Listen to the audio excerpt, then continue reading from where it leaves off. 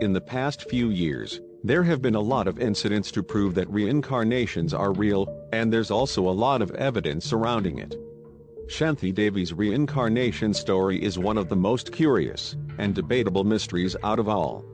This case had all the mystery, drama, emotions, and science involved in a way that even made Mahatma Gandhi believe in it.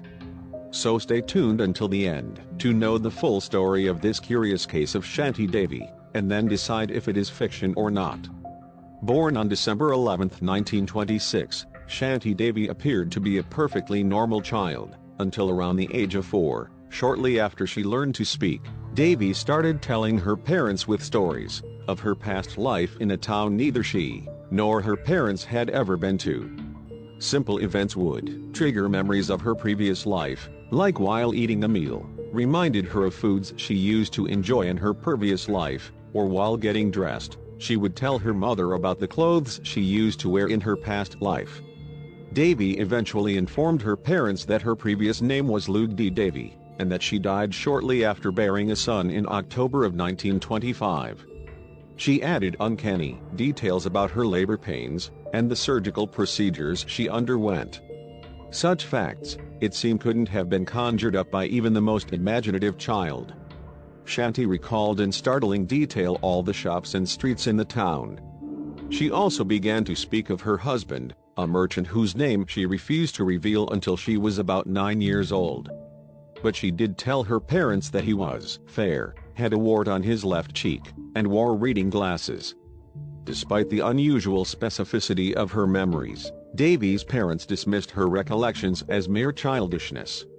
But when Devi revealed that her husband's name was Pandit Kedarnath Chaubey, sometimes referred to as Kedarnath, a friend of the family decided to find out if there was any truth to what she'd been saying.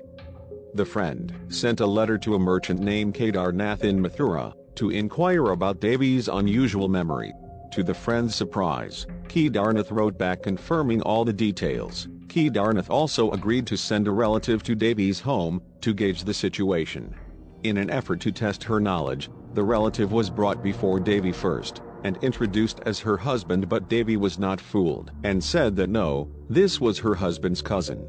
Kedarnath and the 10-year-old child he had with Shanti Devi entered the home themselves. Upon seeing them, Devi reportedly burst into tears. Kedarnath requested to speak with Devi on his own, and by his own admission, he claimed that each response she gave to his questions was entirely accurate. He found the replies to be quite correct and was moved to tears. He said that he felt like he was talking with his dead wife. Shanti spent several days with Kedarnath and his son before they had to return to Mathura. Saddened by their departure, she pleaded with her parents to let her take a trip to her former parents' home.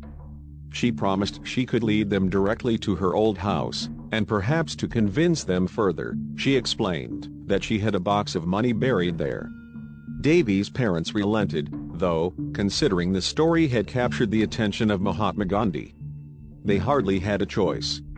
The famed Indian leader set up a commission to investigate the astonishing case, and in November of 1935, a dozen researchers joined Devi and her parents on the 3-hour train ride to Mathura.